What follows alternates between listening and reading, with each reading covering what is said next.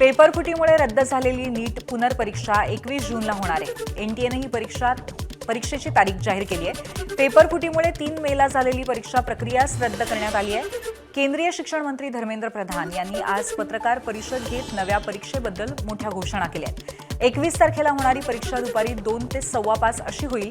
यावेळी 15 मिनिटं वेळ वाढवून देण्यात आली आहे। तसंच 3 मेच्या परीक्षेसाठी परीक्षार्थींनी भरलेलं शुल्क परत दिलं जाईल। पुनर्परीक्षेसाठी मात्र कोणतंही शुल्क आकारलं जाणार नाही, अशी घोषणा त्यांनी केली। कि परीक्षा में थोड़ा हमको जो उनकी फॉर्मेलिटीज है, OMR शीट को दस्तखत करना, आरंभ में एक बार करना, अंत में भी एक बार करना, उसमें हमारे विद्यार्थियों कोर टाइम में कटौती हुई थी। जो 2 से 5 एग्जामिनेशन टाइम था, उसको ध्यान में रखते एनटीए ने तुरंत एक निष्पत्ति किया है कि उसको और 15 मिनट बढ़ाएं। 2 से शुरू होगा 5:15 तक ये परीक्षा की समय बढ़ाया जाएगा। परीक्षा कैंसिल के दिन एनटीए ने एक निर्णय तुरंत कहा था कि हम जो एग्जामिनेशन हो गई उस एग्जामिनेशन की फीस को हम स्टूडेंट को रिटर्न करेंगे। हम उसमें एनटीए वचनबद्ध हैं और जो आगे वाला परीक्षा होगा उसकी 0 फीस होगा। हम विद्यार्थियों के ऊपर कोई आर्थिक बोझ ना आए, हम उसकी दायित्व ले रहे हैं। पुढच्या वर्षापासून नीटची परीक्षा ऑनलाईन होणार आहे, असं केंद्रीय शिक्षण मंत्र्यांनी म्हटलंय। परीक्षेतील पेपरफुटीसारखे घोळ टाळण्यासाठी ऑनलाईनचा मार्ग काढण्यात आलाय। अगले साल से परीक्षा, इसकी जो मूल जड़ है OMR, अगले साल से नीट की परीक्षा कंप्यूटर बेस्ड टेस्ट से होगी। केंद्र सरकारने नीट परीक्षेची तारीख जाहीर केली असून पुढच्या वेळेला ऑनलाईन परीक्षा घेण्याची घोषणा केली आहे। मात्र त्याचे फायदे आणि नुकसानही असल्याची प्रतिक्रिया नीटच्या प्रोफेसर सरिता कोठारी यांनी दिली आहे।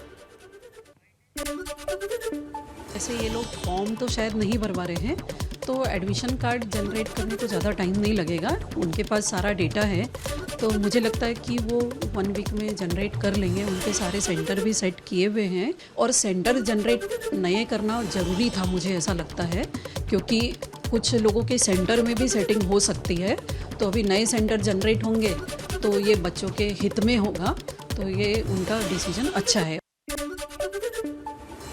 नीटचा पेपर फुटल्यानंतर लाखो विद्यार्थ्यांचं भविष्य धोक्यात आलं।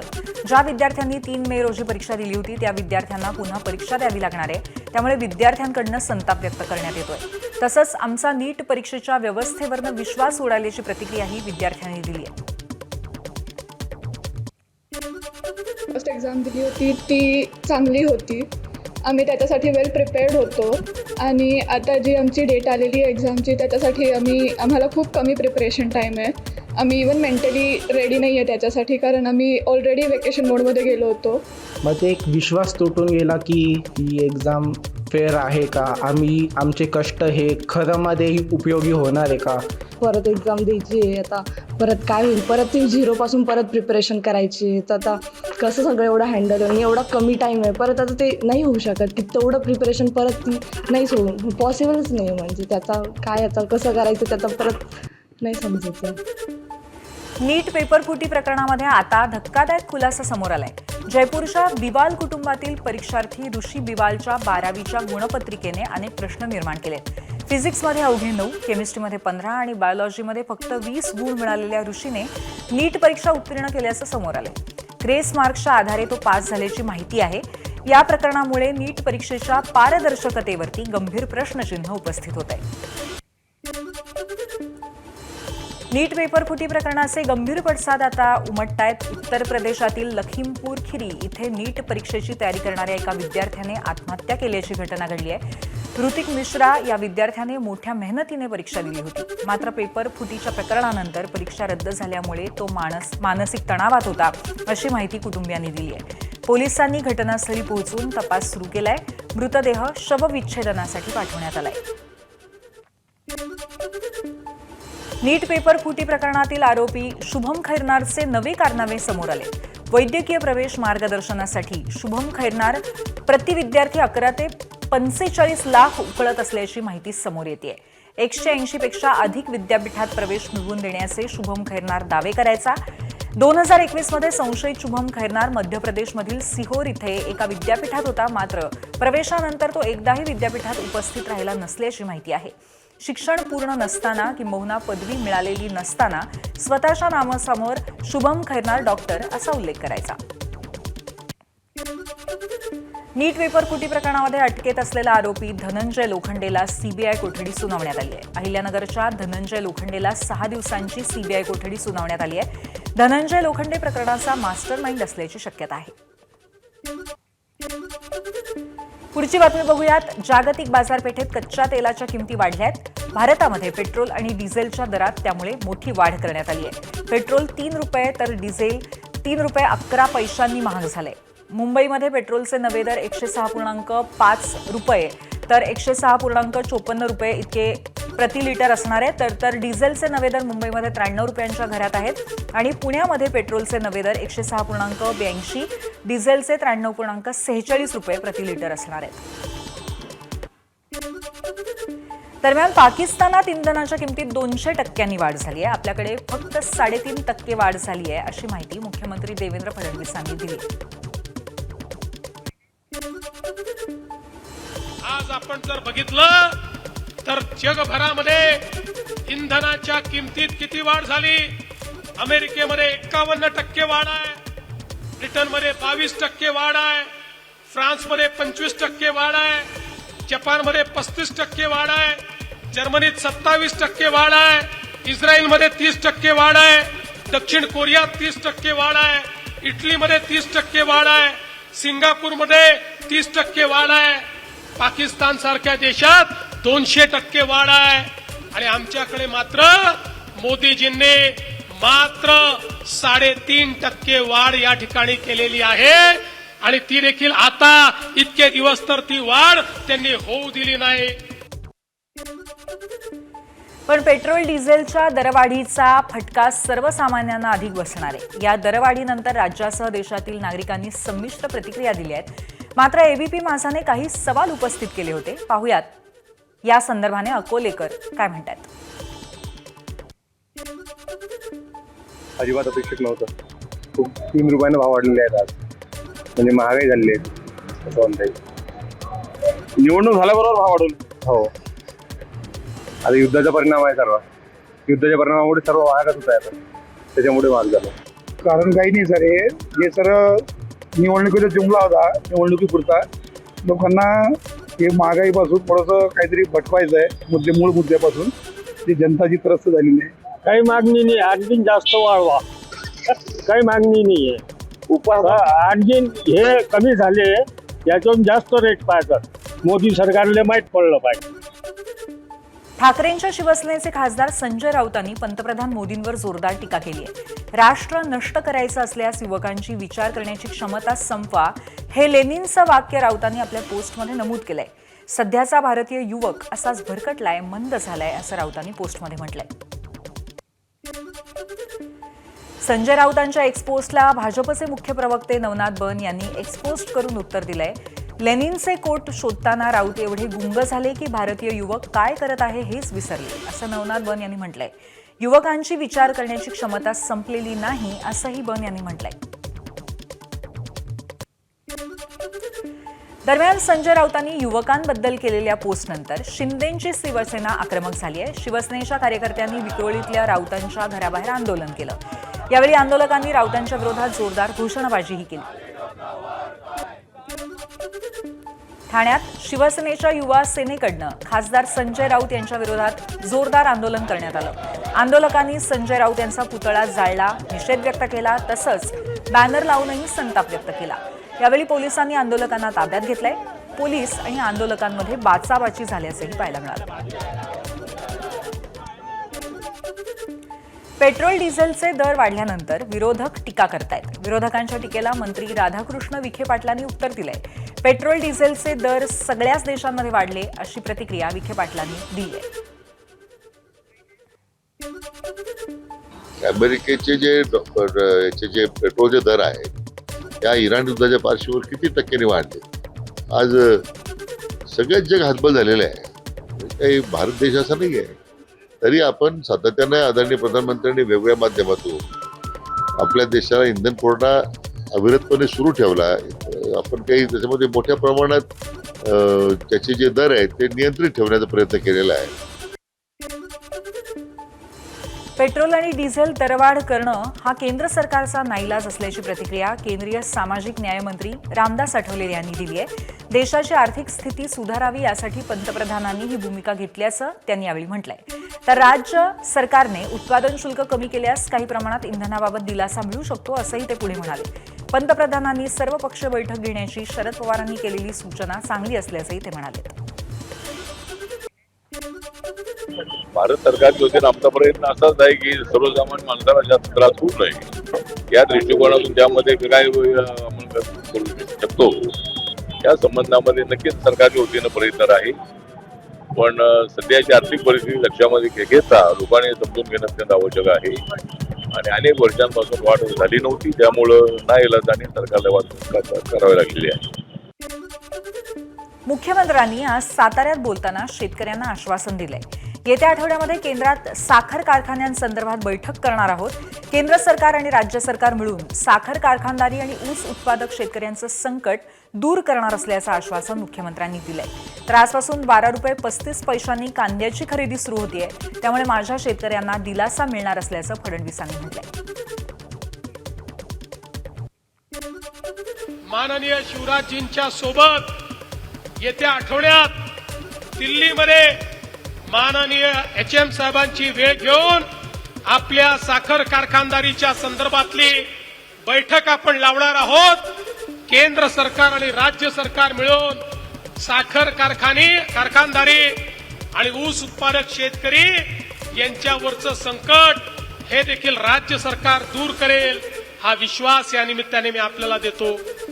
आजपासनं महाराष्ट्रामध्ये शिवराज सिंग चौहान साहेबांच्या नेतृत्वात माननीय मोदीजींच्या नेतृत्वात 12 रुपये 35 पैशाने कांद्याची खरेदी सुरू होते. माझ्या कांदा उत्पादक शेतकऱ्याला देखील एक मोठा दिलासा या माध्यमातून या ठिकाणी प्राप्त होणार आहे.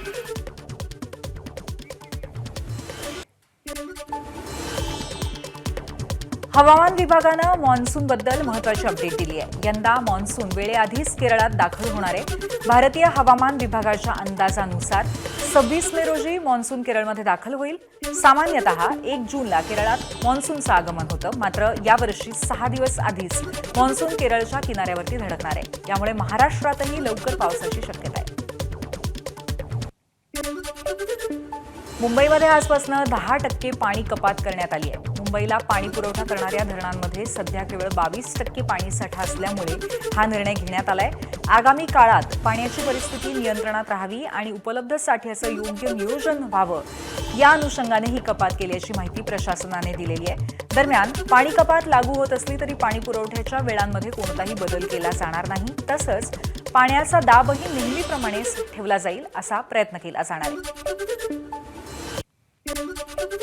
मुंबईप्रमाणेच ठाणे, भिवंडी, निजामपूर महानगरपालिका क्षेत्रातही 10% पाणी कपात करण्यात आली आहे. तसंच कल्याण डोंबिवली महापालिकेनं 11 मे पासून दर सोमवार, मंगळवारी कल्याण डोंबिवली शहरांचा पाणी पुरवठा 24 तास बंद ठेवण्याचा निर्णय लागू केलाय.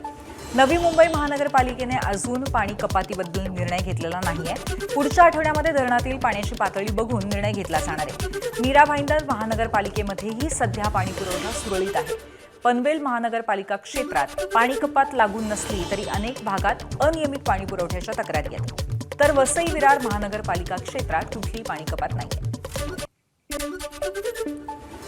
धुळ्यातल्या शिंदखेडा तालुक्यातील धांदरणे आणि डाबली गावांना पाणी टंचाईची झळ सोसावी लागते.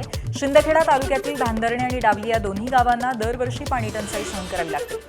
सध्या प्रशासनाकडनं गावातील विहिरीत सार्वजनिक बांधकाम विभागाच्या टँकरद्वारे दररोज 3 ते 4 टँकर पाणी सोडण्यात येत आहे आणि या गाव विहिरीतनं धांदरणे गावामध्ये दर 4 ते 5 दिवसांनी गावाला पाणी पुरवठा होतो. तर दाबली गावामध्ये 7 ते 8 दिवसांनी पाणी पुरवठा करण्यात येतो. प्रशासनाने पाणी टंचाईवरती कायमस्वरूपी उपाययोजना करण्याची मागणी ग्रामस्थांनी केली आहे. म्हणजे शासनाने काहीतरी थोडा विचार करून आम्हाला 9 मेला ते पाण्याचे टँकर अवेलेबल करून दिलं त्यांनी. तर त्या टँकराने 4 ट्रिप आमच्या गावाला मिळतात. बाबळ्या गावाहून पाण्याची व्यवस्था केलेली आहे. तिथून पाण्याचे टँकर येतात. त्यानंतर गावाला पाणी म्हणजे पाणी पुरवठा पाण्याच्या टाकीमध्ये पाणी देऊन त्या गावाला पाणी पुरवतो आम्ही. म्हणजे दर वर्षाप्रमाणे अशी अडचण नको यायला याच्या शासनाने काहीतरी सकल चौकशी करायचा दखल घ्यायला पाहिजे, एवढे आशा बाळगतो. नागपूर जिल्ह्यातील चंद्रपूर रिठी वस्तीतील पाणी टंचाईचा धक्कादायक प्रकार समोर आलाय. चंद्रपूर रिठी वस्तीमध्ये नळ योजनेचा बोजवारा उडालाय. 2022 मध्ये प्रशासनाने या ठिकाणी नळ योजना राबवण्यासाठी पुढाकार घेतला. गावाच्या वेशीवर पाण्याची टाकी आणि वस्तीतील प्रत्येक घरापर्यंत पाईपलाईन टाकण्याचं काम सुरू केलं. मात्र 4 वर्षांनंतरही हे काम झालेलं नाहीये. पाण्याच्या टाकीच्या नावाखाली केवळ कॉन्क्रीटचा सांगाडा आणि जमिनीतून बाहेर आलेले कोरडे पाईप, या पलीकडे नागरिकांच्या वाट्याला काहीही आलेलं नाहीये. सध्या इथले नागरिक गावातल्या एका विहिरीच्या पाण्यावरती अवलंबून आहेत. मात्र विहिरीतील पाण्यामध्ये घाण असल्यामुळे लहान मुलं आणि वृद्ध नागरिक वारंवार आजारी पडतात. पण जगण्यासाठी घाण पाण्यापलीकडे नागरिकांमध्ये दुसरा स्रोतच नाहीये. त्यामुळे प्रशासनाचे आता तरी डोळे उघडणार का आणि इथल्या नागरिकांना नळ योजनेचा लाभ मिळणार का, याकडे लक्ष असेल. सर, हे काम 2022 मध्ये झालेलं आहे, पण त्यांनी इकडे काही लक्ष करून नाही राहिले. आमच्या गावामध्ये पाण्याचं प्रॉब्लेम येतात. आम्ही उन्हीमध्ये येतो, आमचे लहान लहान मुलं पण येतात पाण्याला, आणि त्या लोकांना सांगतो पण 1 दिवस 2 दिवस असे येतात पाहायला. सांगितलं तर आम्ही मीटिंगमध्ये तर लक्ष देऊन चालले जाते. इथून पाणी आम्ही 4-5 डाव येतो विहीरभरमध्ये, तरी इरभरमध्ये येतच राहतो. तसे पोरंबारं येणं जाणं राहते, तरी 12-13 घागरे नेतो 1 दिवसामध्ये. इरभरमध्ये येणं जाणंच राहते. 7-8 चक्रा मारतो पाण्याले. तसं पाणी उन्हातानामध्ये घेऊन जावं लागते आम्हाला. लहान लहान पोरबाले ते पाणी बी खराब आहे ना, प्यावशा नाही लागत. हो, बेमार पडून जाते, सर्दी खोकला होते. तसंच पाणी आम्हाला प्यायला लागते. आता तरी बी 4-4.5 वर्षे झाली तर टाक्याचं काही नावच नाही आहे. पण बाई सरपंच येऊन बी नाही पाहत. असंच चालू देते, कोणीच लक्ष नाही देत आमच्यावर. टाकी मागची टाकी त्याची गावाची पुरं झाली आहे, आणि मग हे गावाची म्हणतो असं पाईपलाईन म्हणतो मी टाकून द्या म्हणतो, तर पाईपलाईन सुद्धा नाही टाकून देत आमच्या गावाची. मोटर लावून द्या म्हणतो, पाण्याची प्रॉब्लेम आहे आम्हाला, ते बी नाही लावून देत. वाशिमच्या पारडी आसरा इथे छत्रपती शिवाजी महाराज महसूल समाधान शिबिरात पाण्याच्या समस्येवरनं महिलांचा उद्रेक झाला. हंडे आणि कळशी घेऊन महिलांनी थेट शिबिरामध्ये धडक दिली आणि प्रशासनाच्या विरोधात जोरदार घोषणाबाजी केली. गेल्या अनेक दिवसांपासून गावामध्ये नियमित पाणी पुरवठा होत नसल्यामुळे ऐन उन्हाळ्यात पाण्यासाठी भटकंती करावी लागत असल्याची व्यथा महिलांनी मांडली. वारंवार तक्रारी करूनही प्रश्न सुटत नसल्यामुळे ग्रामस्थ नाराज आहेत. महिलांनी अधिकाऱ्यांना जाब विचारत तात्काळ कायमस्वरूपी उपाययोजना करण्याची मागणी केली आहे. महिलांच्या आक्रमक पवित्र्यामुळे शिबिरात काही काळ गोंधळाचं वातावरण निर्माण झालं होतं.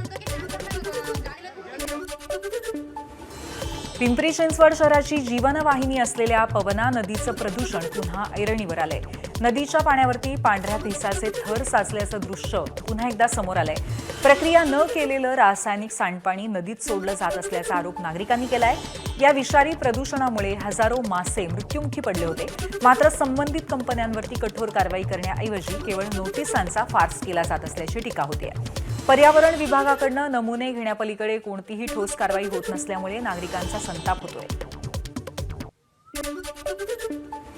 मुख्यमंत्री देवेंद्र फडणवीस यांनी विशेष विमानाऐवजी इंडिगोच्या नियमित विमानाने प्रवास केला. फडणवीसांनी पुण्याहून बंगळुरूला जाण्यासाठी इंडिगोच्या विमानातनं प्रवास केला. आर्ट ऑफ लिव्हिंगच्या 45व्या वर्धापन दिनानिमित्त बंगळुरूमध्ये आयोजित विशेष कार्यक्रमाला मुख्यमंत्र्यांनी उपस्थिती दाखवली. ते उपस्थित राहणार आहेत.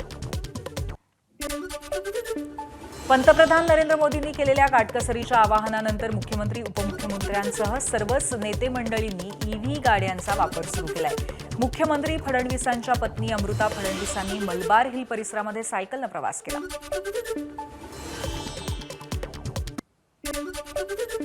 पंतप्रधान नरेंद्र मोदींच्या आवाहनाला प्रतिसाद देत पिंपरी चिंचवडचे महापौर रवी लांडगे सायकलवरनं काम करतायत. आठवड्यातनं 1 दिवस सायकलवरनं कामकाज करण्याचा निर्धार त्यांनी केलाय.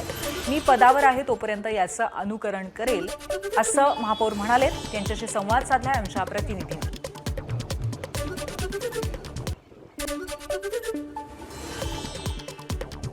पुणे आणि संभाजीनगरामध्ये जिल्हा नियोजन समितीची बैठक आयोजित करण्यात आली होती. यासाठी शहरातील आमदार, खासदार, अधिकारी बैठकीसाठी दाखल झाले.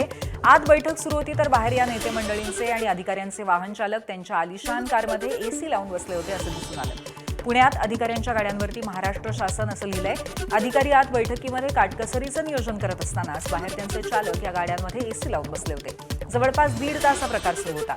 म्हणजे गाड्या शासकीय, जनतेच्या पैशातल्या, त्यातलं पेट्रोल जनतेचंच, काटकसरीचं आवाहन जनतेलाच आणि अधिकाऱ्यांचे चालक भर दुपारी एसीत. तर दुसरीकडे संभाजीनगरामध्ये आमदार रमेश बोरनारे आणि आमदार विलास भुमरेंचे चालकही असेच गाड्यांमध्ये एसी लावून बसले होते. एबीपी माझाने विचारलं असता गाड्या बंद असल्याचं उडवाउडवीचं उत्तरही त्यांनी दिलं.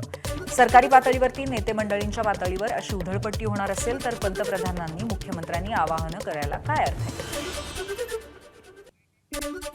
आमदार साहेब रमेश बोरनारे. आमदार बोरनारे, बरोबर आहे. मग तुम्ही त्यांचे कोण आहात? चालक आहे. चालक आहे. तुमच्या सरकारमध्ये लोक म्हणतात की डिझेल कमी वापरा. आम्ही तुमचं शूट केलं की तुम्ही तासभर तुमची गाडी ऑन होती. कुठे ऑन? आमच्याकडे रेकॉर्ड आहे. दाखवा. आम्ही वेळेनुसार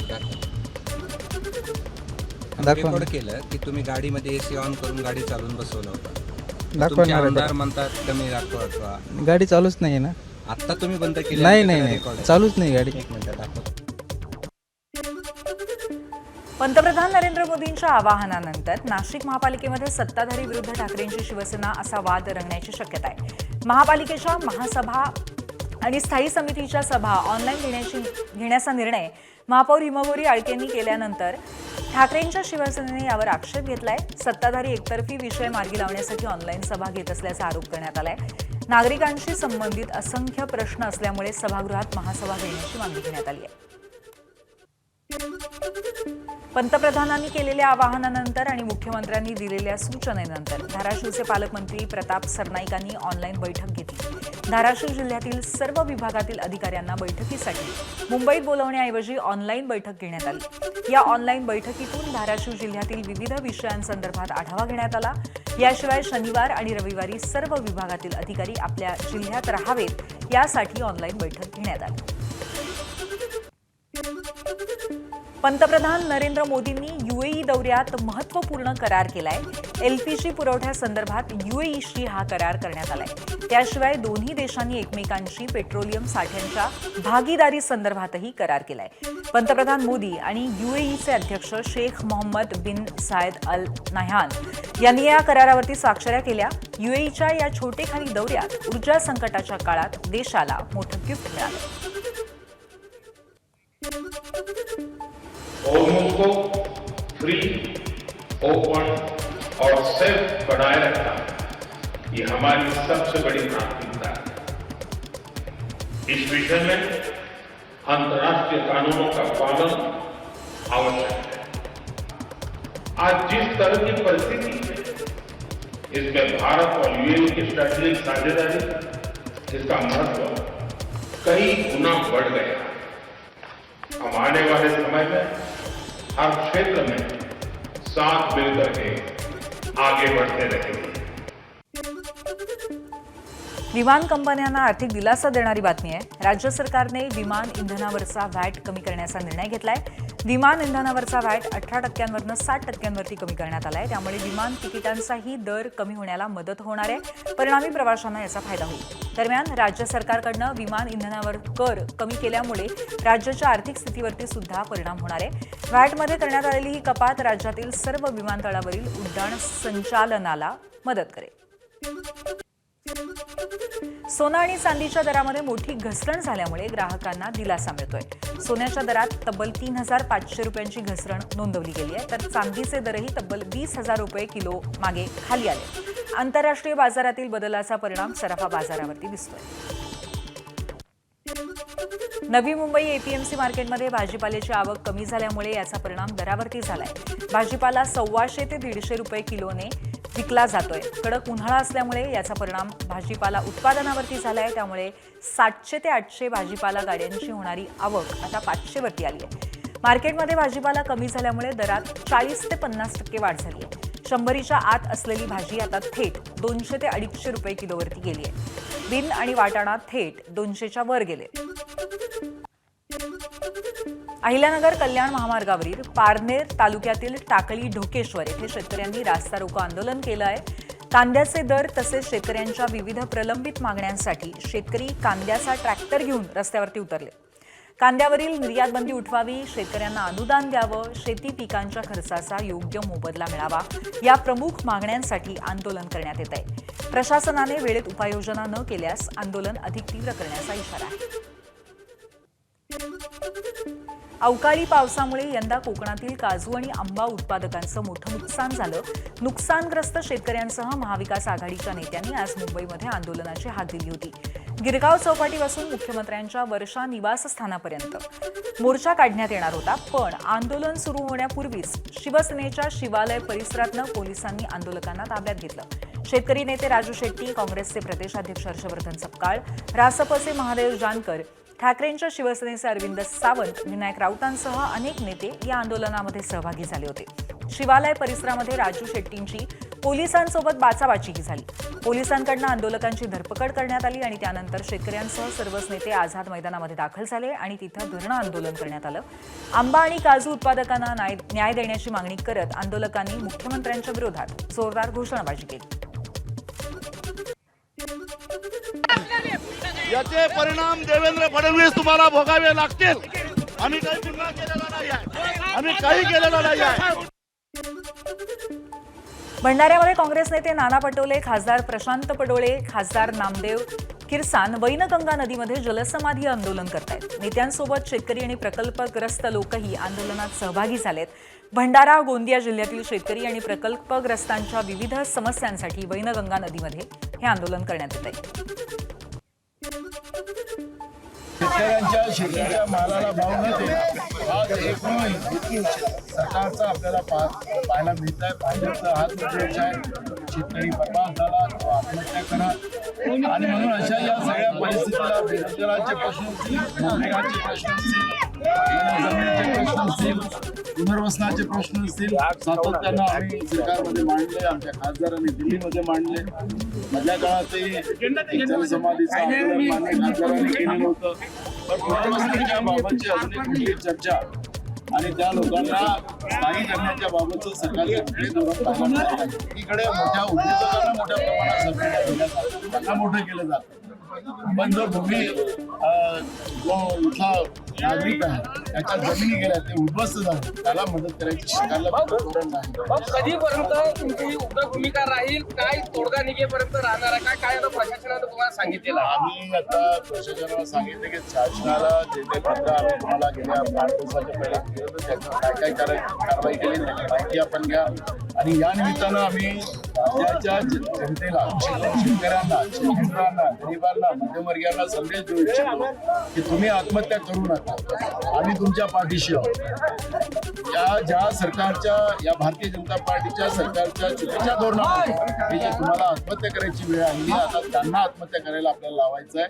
आणि म्हणून या निमित्तानं एक संदेश देण्याचं काम सुद्धा भंडारा आणि गोंदिया काँग्रेस कमिटीच्या वतीनं आम्ही करतो. अमरावतीत आपल्या न्याय हक्कांसाठी समुदाय आरोग्य अधिकाऱ्यांनी अन्नत्याग आंदोलन सुरू केलंय. गेल्या 2 महिन्यांपासून वेतन रखडलं असून तब्बल 9 महिन्यांचा प्रोत्साहन भत्ता थकीत असल्यामुळे डॉक्टरांची आर्थिक कोंडी झाली आहे. ऐन उन्हाळ्यात डॉक्टरांनी अन्नत्याग आंदोलन सुरू केल्यामुळे ग्रामीण भागातील आरोग्य केंद्रांचा कारभार ठप्प झालाय आणि रुग्णांचे हाल होत आहेत. आम्ही रुग्णसेवा करायला तयार आहोत, पण आमच्या कुटुंबाच्या उदरनिर्वाहाचं काय, असा संतप्त सवाल आंदोलक डॉक्टरांनी विचारलाय. थकीत मानधन मिळेपर्यंत मागे न हटण्याचा आक्रमक पवित्रा डॉक्टरांनी घेतलाय आणि जिल्हा परिषद प्रशासनासमोर अडचण निर्माण झाली. सर्वोच्च न्यायालयामध्ये शिवसेना पक्ष आणि धनुष्यबाण चिन्ह प्रकरणाशी संबंधित याचिकांवरती सुनावणी पार पडली. शिवसेना पक्षचिन्ह प्रकरणी आता पुढची सुनावणी 30 जुलैला होणार आहे. यावेळी उद्धव ठाकरेंच्या नेतृत्वाखालील वकिलांनी प्रकरणाची लवकर सुनावणी घेण्याची विनंती न्यायालयाकडे केली. सुनावणी दरम्यान वकिलांनी प्रकरण प्रलंबित असल्यामुळे त्यावरती तातडीने सुनावणी होणं आवश्यक असल्याचं नमूद केलं. त्यावर सरन्यायाधीशांनी स्पष्ट शब्दात प्रतिक्रिया देताना नाराजी व्यक्त केली. सर्वप्रथम तुम्ही तुमच्या लोकांना माध्यमांमध्ये जाऊन सर्वोच्च न्यायालय निर्णय घेत नाही असे बेजबाबदार विधान करण्यापासून थांबवा, असं सरन्यायाधीशांनी सुनावणी दरम्यान म्हटलं. नाशिकच्या TCS प्रकरणातील 5ही संशयित आरोपींचे जामीन अर्ज न्यायालयाने नामंजूर केलेत. अश्विनी चेनानी, रजा मेनन, आसिफ अन्सारी, शाहरुख कुरेशी आणि तौसिफ अत्तार या आरोपींचा जामीन फेटाळण्यात आलाय. नाशिक सत्र न्यायालयानं आरोपींचा जामीन अर्ज नामंजूर केलाय. पुण्याच्या रुग्णालयामध्ये बॉम्ब आढळल्याप्रकरणी धक्कादायक माहिती समोर आली आहे. उपचारासाठी पैसे नसल्यामुळे आरोपीने बॉम्ब बनवल्याचं तपासात उघड झालंय. पोलिसांनी दिलेल्या माहितीनुसार बॉम्बमध्ये कोणतीही स्फोटकं नव्हती. बॉम्बची धमकी देऊन रुग्णालयाकडनं खंडणी उकळण्याचा आरोपीचा डाव होता. आरोपीने युट्यूबवरनं बॉम्ब बनवण्याचं प्रशिक्षण घेतल्याची माहितीही पोलिसांनी दिली आहे. पंतप्रधान नरेंद्र मोदींच्या विमानाचं युएईकडनं विशेष स्वागत करण्यात आलं. युएईच्या वायुदलाकडनं फायटर जेटच्या माध्यमातून पंतप्रधानांच्या विमानाला सलामी देण्यात आली. प्रत्येक आगमनाला असा सन्मान मिळत नाही असं सांगत माय गव्हर्नमेंटनं या संदर्भात ट्विट केलंय. तसंच युएई, सौदी अरेबिया आणि इस्रायलकडनं पंतप्रधान मोदींना देण्यात आलेल्या फायटर जेट सलामीचे व्हिडिओही शेअर करण्यात आले. भारताचं वाढतं जागतिक महत्त्व या माध्यमातून दिसून येत असल्याचंही ट्विटमध्ये नमूद करण्यात आलंय. रशियाचे राष्ट्राध्यक्ष व्लादिमीर पुतीन 20 मे रोजी चीनच्या दौऱ्यावरती जाणार आहेत. अमेरिकेचे राष्ट्राध्यक्ष डोनाल्ड ट्रम्प यांच्या संभाव्य आंतरराष्ट्रीय हालचालींनंतर पुतीन यांचा दौरा विशेष महत्त्वाचा आहे. बीजिंगमध्ये पुतीन आणि चीनचे राष्ट्राध्यक्ष शी जिनपिंग यांच्या द्विपक्षीय संबंध, व्यापार, ऊर्जा, सहकार्य आणि जागतिक घडामोडींवरती चर्चा होण्याची शक्यता आहे. मध्य प्रदेशातल्या धार इथल्या भोजशाळा मंदिर मस्जिद वादावरती इंदूर हायकोर्टाने मोठा निर्णय दिलाय. भोजशाळा ही मंदिराचीच जागा असल्याचं न्यायालयाने स्पष्ट केलंय. परमार वंशाचे राजा भोज यांच्या काळात हे ठिकाण संस्कृत शिक्षणाचं प्रमुख केंद्र होतं असंही न्यायालयाने आपल्या निर्णयामध्ये नमूद केलंय. 2003 मधील ASIचा मुस्लिमांना शुक्रवारी नमाजची परवानगी देणारा आदेश न्यायालयाने रद्द केलाय. दरम्यान मुस्लिम पक्षाला पर्यायी मशिदीसाठी सरकारकडे जागा मागण्याची मुभाही न्यायालयाने दिली आहे. तामिळनाडूमधल्या मदुरैजवळ असलेल्या करूपस्वामी मंदिर सध्या एका अनोख्या परंपरेमुळे सोशल मीडियावरती चर्चेत आहे. या मंदिरामध्ये दर्शनानंतर भक्तांना केवळ प्रसादच नाही तर काही प्रमाणात पैसे दिले जात असल्याचं समोर आले. ही प्रथा ऐकून अनेकांना आश्चर्य वाटलं असून या अनोख्या परंपरेचा व्हिडिओ व्हायरल झाल्यानंतर इंटरनेटवरती विविध प्रतिक्रिया उमटत आहेत. काहींनी याला परंपरेचा भाग मानलाय आणि काहींनी याबद्दल आश्चर्य व्यक्त केलंय. बॉलिवूडचा सुपरस्टार रणबीर कपूर सध्या त्याच्या आगामी रामायण चित्रपटामुळे चर्चेत आहे. पण त्यापूर्वीच त्याने प्रभू श्रीरामाच्या जन्मभूमीत मोठी गुंतवणूक केल्याचं दिसतंय. अयोध्येतील द सरयू या आलिशान प्रकल्पात रणबीरने तब्बल 3 कोटी 31 लाखांची गुंतवणूक केली आहे. रणबीरनं अयोध्येमध्ये 2134 स्क्वेअर फूट जमीन खरेदी केली आहे. अयोध्येनेच माझी निवड केली असून मी फक्त तिच्या हाकेला प्रतिसाद दिला अशी प्रतिक्रिया रणबीर कपूरनं दिली आहे. त्यामुळे अमिताभ बच्चन यांच्यानंतर अयोध्येमध्ये मालमत्ता खरेदी करणारा रणबीर हा दुसरा मोठा बॉलिवूड स्टार ठरलाय.